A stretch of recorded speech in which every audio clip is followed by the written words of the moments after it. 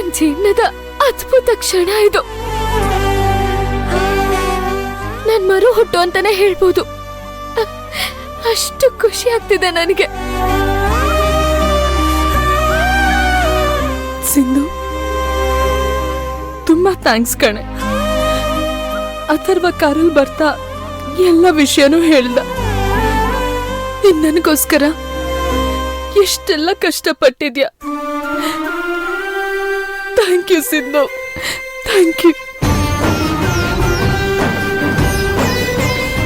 ಅಕ್ಕ, ಇದ್ರಲ್ಲಿ ಥ್ಯಾಂಕ್ಸ್ ಹೇಳಕ್ ಏನಿದೆ ಹೇಳು? ನೀನ್ ನನ್ನ ಜೀವನದಲ್ಲಿ ಕನ್ನಡಿ ತರ ಇದ್ದವಳು. ಆ ಕನ್ನಡಿ ಮುಸ್ಕಾಗೋದಕ್ಕೆ ಅಥವಾ ಒಡೆದು ಹೋಗೋದಕ್ಕೆ ನಾನು ಬಿಡ್ತೀನ ಹೇಳು? ನಾನೇನು ಮಾಡಿಲ್ಲ, ಜಸ್ಟ್ ಪ್ರಯತ್ನ ಪಟ್ಟೆ ಅಷ್ಟೇ. ನೋಡ್ ಭೈರವಿ, ನಿನ್ನ ಪ್ರಾಮಾಣಿಕ ಪ್ರಯತ್ನಕ್ಕೆ ಫಲ ಸಿಕ್ಕಿದೆ. ಆ ದೇವ್ರು ಮೋಸ ಮಾಡ್ಲಿಲ್ಲ. ಅದಕ್ಕೆ ಹೇಳೋದು, ಪ್ರಯತ್ನ ಮಾಡೋದು ಬಹಳ ಮುಖ್ಯ.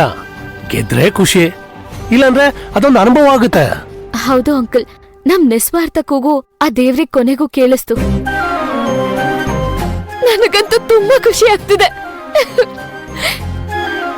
ಕೊನೆಗೂ ನಿನ್ ಗೆದ್ದೆ ಸಿಂಧು, ನನ್ನನ್ನು ಗೆಲ್ಲಿಸ್ಬಿಟ್ಟೆ. ಭೈರವಿ, ಎಲ್ಲದಕ್ಕೂ ಸಮಯ ಕೂಡ್ ಬರ್ಬೇಕು ಅಂತಾರಲ್ಲ, ಹಾಗೆ ಈ ದಿನ ನಮ್ಮೆಲ್ರಿಗೂ ಹೊಸ ಪರ್ವಕ್ಕೆ ನಾಂದಿ ಆಗ್ತಿದೆ. ಇವತ್ತಿನ ದಿನ ನಮ್ಮೆಲ್ರಿಗೂ ತುಂಬಾ ಒಳ್ಳೆ ದಿನ, ಅಂಡ್ ಯಾವತ್ತೂ ಮರೆಯೋಕ್ ಆಗದೆ ಇರೋ ದಿನ. ಹೌದಮ್ಮ ಭೈರವಿ. ಸಿಂಧು, ನಿನ್ನಿಂದ ನನ್ ಜೀವ, ಭವಾನಿ ಜೀವ, ನಮ್ ಪಾಪು ಜೀವ ಎಲ್ಲದೂ ಒಳಿತು. ನಿನಗೆ ನಾವ್ ಯಾವತ್ತೂ ಚಿರಋಣಿಯಾಗಿರ್ತೀವಿ. ಅಥರ್ವ, ಏನ್ ಮಾಡ್ತಿದ್ದೀರಾ?